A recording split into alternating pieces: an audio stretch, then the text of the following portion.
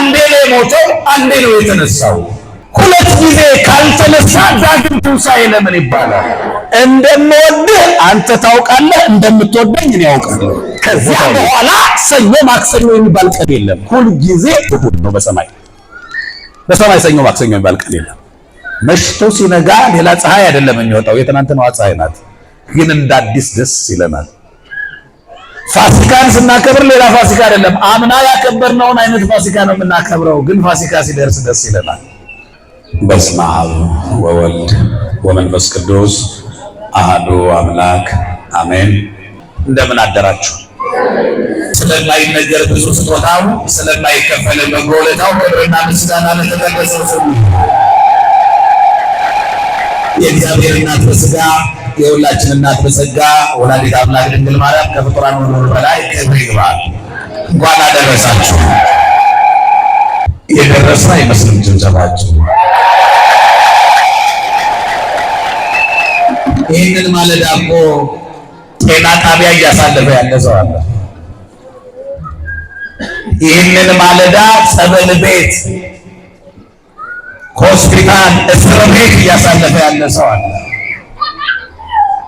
በሞትና በሕይወት መካከል ሆኖ እያጣጣረ እኛ የምንተነፍሰው አየር ብርቅ ሆኖበት በኦክሲጅን ታግዞ የሚተነፍስ ብዙ ሰው አለ። በዚህ ሰዓት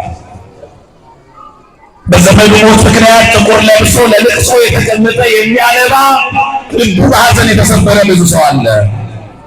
እኛን ነጭ አልብሶ ለምስጋና ከሰበሰበ ለዚህ ጌታ ሳትሰስቱ ከፍ አድርጋችሁ ምስጋና ተሚሏል። እግዚአብሔር ይረዳል። ባለችን አጭር ጊዜ የምንማማርበት የትምህርታችን ርዕስ የትንሣኤው ኃይል በሚል ይሆናል። በዚህ በቅዱስ ጳውሎስ መልእክት የፊልጵስዩስ ሰዎች ምዕራፍ 3 ቁጥር 10 ላይ እንዲህ ይላል፣ የትንሣኤው ኃይል ይላል። እስኪ የትንሣኤው ኃይል በሉ። የትንሣኤው ኃይል በቤተ ክርስቲያናችን ትንሣኤ ብለን ዘመነ ትንሣኤ ብለን የምናከብራቸው ቀናት 50 ቀናት ናቸው። እግዚአብሔር አቅማችንን ስለሚያውቅ ጭምር በጎውን ዘመን ለእኛ እየሰጠ አንድ አይነት ብቻ ሲሆን ስለምንሰለች ስልቾች ስለሆን አየሩንም ወቅቱንም ሰዓቱንም ሁኔታውንም እያፈራረቀ ነው የሚያኖረን። ሁልጊዜ ማለዳ ቢሆን ይሰለቻል። ሁልጊዜ ጠራራ ፀሐይ ቀን ቀትር ቢሆንም ይሰለቻል። ሁልጊዜ ምሽት ቢሆንም ይሰለቻል። ሁልጊዜ ሌሊት ቢሆንም ይሰለቻል። ሁልጊዜ ቀን ቢሆንም ይሰለቻል። ሁልጊዜ በጋ ቢሆንም ይሰለቻል። ሁልጊዜ ክረምት ቢሆንም ይሰለቻል። ሁልጊዜ ጾም ቢሆንም ይሰለቻል። ሁልጊዜ ፋሲካ ቢሆንም ይሰለቻል። እየሰማችሁ ነው? ስለዚህ እግዚአብሔር ነገሮቹን በመቀያየር ለኛ አየሩንም ወቅቱንም ጊዜውንም ሁኔታውንም በመቀያየር እያፈራረቀ ዘመንንም በዘመን እየቀየረ ሁኔታዎችንም በሌላ ሁኔታ እየቀየረ እግዚአብሔር እኛን እያስደሰተ ይኖራል። ዓላማው ይሆናል። መሽቶ ሲነጋ ሌላ ፀሐይ አይደለም የሚወጣው፣ የትናንትናዋ ፀሐይ ናት። ግን እንደ አዲስ ደስ ይለናል። ፋሲካን ስናከብር ሌላ ፋሲካ አይደለም፣ አምና ያከበርነውን አይነት ፋሲካ ነው የምናከብረው። ግን ፋሲካ ሲደርስ ደስ ይለናል። ዘመን መለወጫ ስናከብር መስከረም ሲመጣ ሌላ መስከረም አይደለም የሚቀየረው፣ አንድ ቁጥር ነው የሚቀየረው። 18 የነበረው 19 ቢሆን ነው። ግን እንናፍቃለን። 2019ን በማየታችን ደስ ይለናል። ስለዚህ እግዚአብሔር ጥቂት ነገር ለመቀየር እኛን ልጆች አይደለን። ልጅ ደግሞ በትንሽ ነገር ይከፋል፣ በትንሽ ነገር ይደሰታል። ስለዚህ እኛን ማስደሰት ዓላማው ነው። እግዚአብሔር ክብር ምስጋና ይግባው በድጋሜ። ስለዚህ 50 ቀናት ዘመነ ትንሣኤ ተብሎ ነው የሚከበረው። የዛሬው ቀን ደግሞ ዳግማዊ ትንሣኤ ተብሎ ነው የሚከበረው። ማን ይባላል? ዳግም ትንሣኤ። ክርስቶስ አንዴ ነው የሞተው፣ አንዴ ነው የተነሳው። ሁለት ጊዜ ሞተ ወይ ወይስ ሁለት ጊዜ ተነሳ ወይ? ሁለት ጊዜ ካልተነሳ ዳግም ትንሣኤ ለምን ይባላል? አንድ ጊዜ ተነስቶ ዳግም ትንሣኤ የምንለው ለምንድን ነው ከተባለ ዋናው ፍሬ ሐሳብ እንዲህ ነው። በወቅቱ ክርስቶስ ተነሳ፣ ሞትን ድል አድርጎ የሞትን መውጊያ ሰብሮ ሞትን ራሱን ገሎ በታላቅ ኃይልና ስልጣን ክርስቶስ ተነሳ። በዚህ ቀን ደግሞ ለደቀ መዛሙርቱ የትንሣኤውን የምስራች እንደገና ተገልጦ አበሰራቸው። ለደቀ መዛሙርቱ ዳግም ስለታየ ምን ይባላል? ዳግም ትንሣኤ ይባላል። ሌላው በወቅቱ ቶማስ ስላልነበረ ከደቀ መዛሙርቱ መካከል አንዱ የሆነው ቶማስ ደግሞ የመጣበት ማንነትን በትንሣኤ ሙታን ከማያምኑ ሰዎች ወገን የመጣ ስለነበረ እንዳይፈተን ቶማስ የክርስቶስን የተወጋውን ጎኑን የተቸነከረ የቆሰለ እጁን ካላየሁ አላምንም ስላለ ቶማስ እንዲያምን ቶማስ ባለበት ለቶማስ ጭምር የተገለጸበትና የትንሣኤውን የምስራች አንዱ ትንሣኤውን እንደገና ደግሞ ያበሰረበት ስለሆነ ምን ይባላል? ክብርና ምስጋና ለትንሣኤው ጌታ ይሁን። ክርስቶስ ተነሳ። ስለዚህ 50ውን ቀን እንደ አንድ ቀን አድርጋ ቤተክርስቲያን ታከብራለች። ከትንሣኤው በፊት ያለው እሁድ ወይም ቅዳሜ ቅዳም ስዑር ተብሎ ነበረ። ከትንሣኤው በፊት ቅዳሜንም ሽረን ጾምን። ከትንሣኤው በኋላ ግን ዓርብና ረቡዕንም ሽረን እንበላለን። አያችሁ፣ ከትንሣኤው በፊት ያለው የሕማማቱ ሳምንት የብሉይ ኪዳን ክርስቶስ ከመወለዱ አስቀድሞ የነበረው ዘመን ምን እንደሚመስል ማያ ነው። ያንን የሚያሳይ ነው። ክርስቶስ ባይወለድ ይህንን የመሰለ ውበት የለም፣ ይህን የመሰለ ክብር የለም። ክብራችን እሱ፣ ውበታችን እሱ ነው። ክርስቶስ ባይወለድ ኖሮ ሰላማችን፣ ክርስቶስ ባይወለድ ኖሮ ሰላም የለም። ጽድቃችን ክርስቶስ ባይወለድ ኖሮ ጽድቃችን እንደ መገኘት ነበረ። ጽድቃችን፣ ሰላማችን ክርስቶስ ተወለደ። የልብ ወዳጃችን በፍቅሩ የማንጠራጠርበት እርግጠኛ እንደሚወደን የምንተማመንበት ጋራንቲ ያለው ፍቅር ያለው መድኃኒዓለም ጋር የተወደዳችሁ የእግዚአብሔር ልጆች እንደ እግዚአብሔር ያለ ወዳጅ የለም። ከተደገፋችሁም ከወደዳችሁም እሱን ውደዱ፣ ከተደገፋችሁም በእሱ ተደገፉ፣ ከተማመናችሁም በእርሱ ተማመኑ። መድኃኒዓለም ትወዱታላችሁ? ትወዱታላችሁ? እስቲ የምትወዱት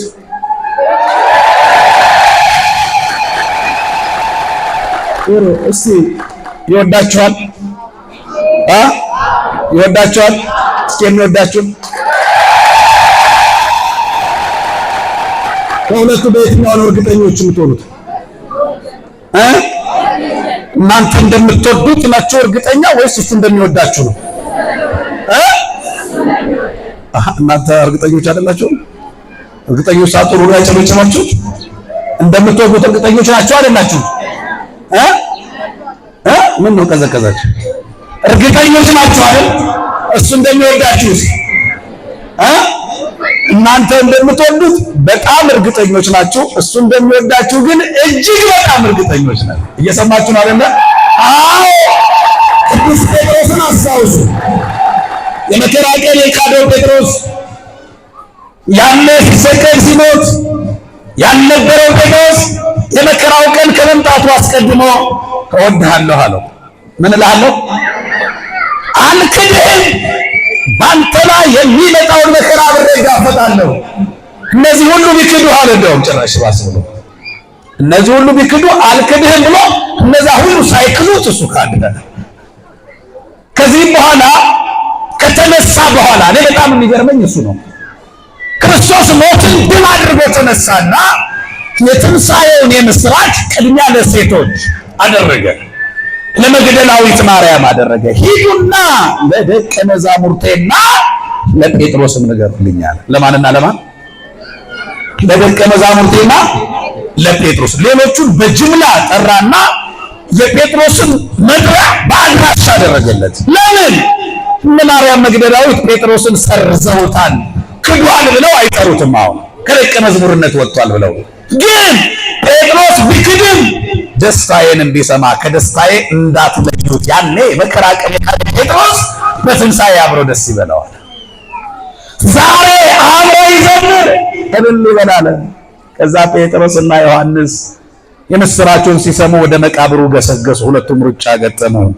ዮሐንስ ወጣት ነው፣ 28 ዓመቱ ነው። ጴጥሮስ ሽማግሌ ነው፣ 58 ዓመቱ ነው። ሁለቱም ሩጫ ወደ መቃብሩ። ዮሐንስ ቀድሞ ደረሰ መቃብሩ ጋር ቆሞ ጠበቀውና ጴጥሮስን አብረው ሲደርሱ መቃብሩ ባዶ ነው። ክብር ምስጋና ሞትን ድል አድርጎ ለተነሳው ጌታ መቃብሩ ባዶ ነው። ከዛ መጨረሻ ላይ ጴጥሮስን እንደገና ቼክ ላደርገው ትወደኛለህ አለው ኢየሱስ ክርስቶስ። ያኔ እወድሃለሁ ብሎ ምን ሆኗል? ጉድ ሆኗል። ምሎ ተገዝቶ እርግጠኛ ነኝ ብሎ 3 ጊዜ ክዷል።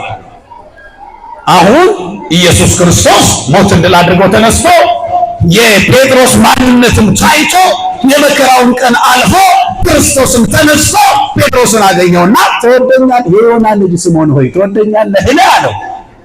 አሁን ጴጥሮስ እርግጠኛ የሚሆነው በመድኃኒዓለም ፍቅር ብቻ ነው። በራሱ ፍቅር እርግጠኛ አይደለም። ገለበጠው ቦታውን። እንደምወድህ እስቲ ንገረኝ፣ እንደምወድህ አንተ ታውቃለህ፣ እንደምትወደኝ እኔ ያውቃለሁ። ቦታውን ይሁት። በአንተ ፍቅር እኔ እርግጠኛ ነኝ፣ በእኔ ፍቅር ግን እኔ አይደለሁም የማውቀው። ማን ነው የሚያውቀው? እግዚአብሔር ያውቃል በሉ። አያችሁ፣ አንተ ታውቃለህ። እንዴት አይነት አቅም ያለው ቃል መሰላችሁ! ሁኔታዎች በሙሉ የሚከብዱ ጉዳዮች ሊመጡ ይችላሉ። ነገ ሊያስፈራን ይችላል። ነገ በእግዚአብሔር መልካም ይሆናል። ማን ያውቃል? ማን ያውቃል?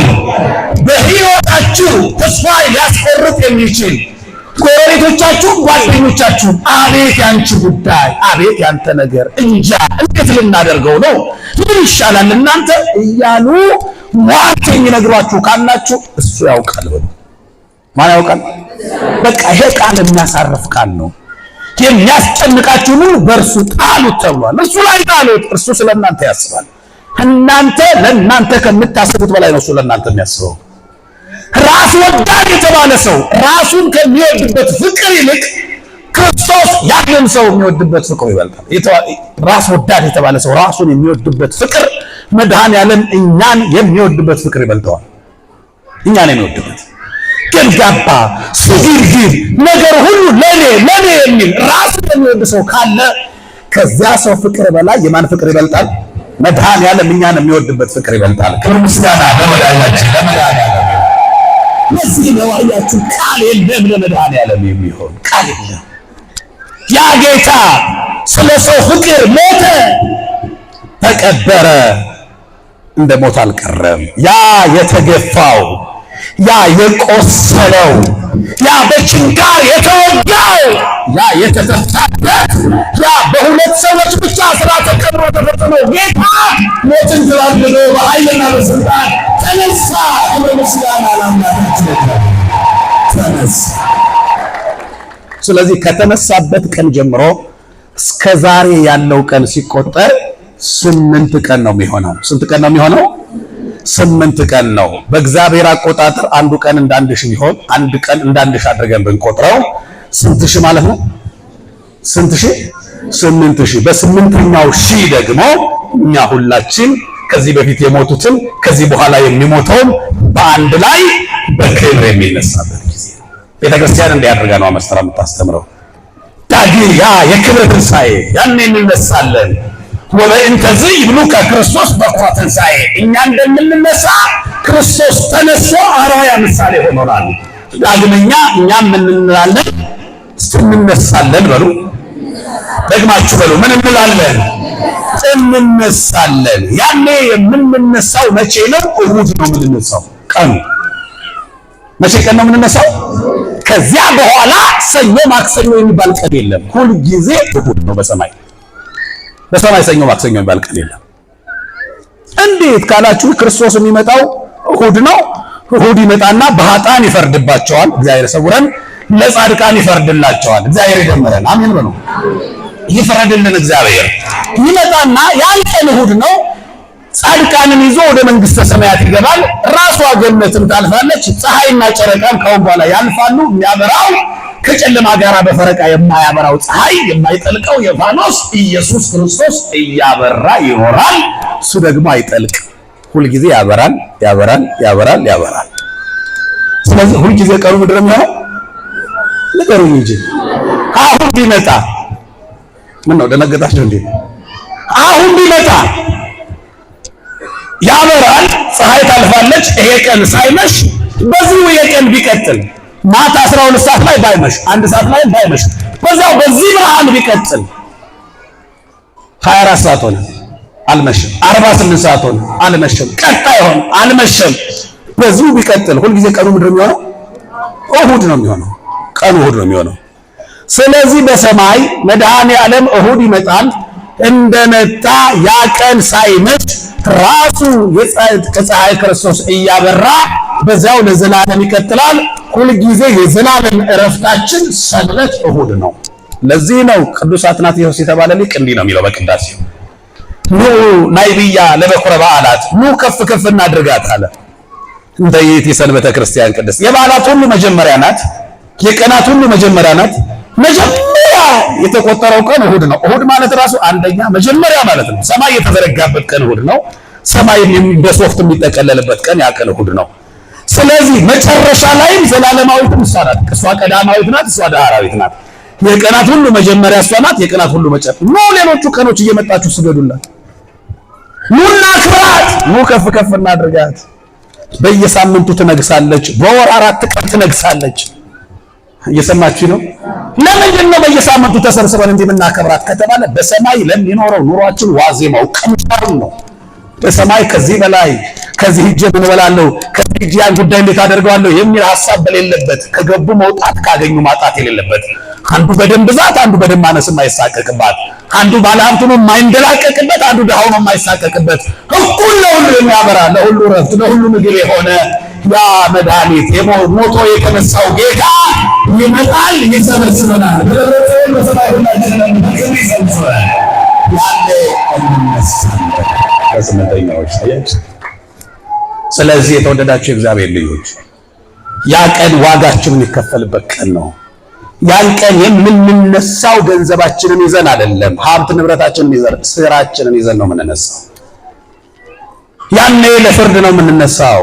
ትንሣኤ ዘለ ክብርና ትንሣኤ ዘለ ሐሳር፣ የውርደት የሞት ሞት የሆነ ትንሣኤና የክብር ክብር የሆነ ትንሣኤ አለ።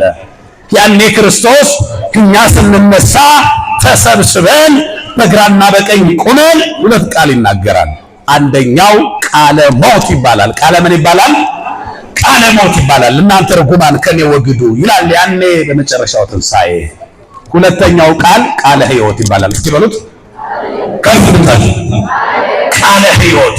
እናንተ የአባቴ ቡሩካን ወደ እኔ ኑ፣ ከገቡ መውጣት ካገኙ ማጣት የሌለባት የዘላለምን ዕረፍት ውረሱ ይለናል። ሁላችንንም ቃለ ሕይወት ያሰማን። አሜን በሉ።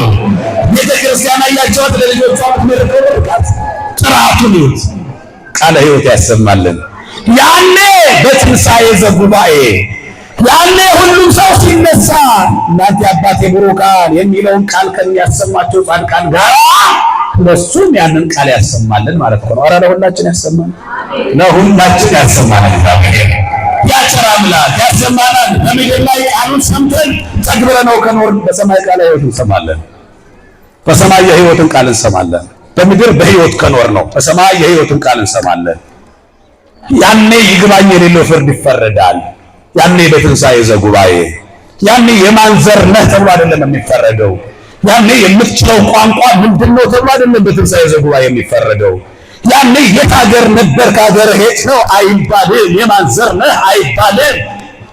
ስራ ብቻ አመ ይመጽእ ንጉሥ በግርማ መንግስቱ ነፍስ ትርዕድ ወመጻሕፍት ይትከሰታል ለስማለ ምስክር አይቆምም፣ ዳኛ ጠበቃ የለም። ንጉሱ ክርስቶስ በእጅ ብልጫ በሕዝብ ምርጫ ያልተሾመው ንጉሥ ክርስቶስ ይፈርዳል።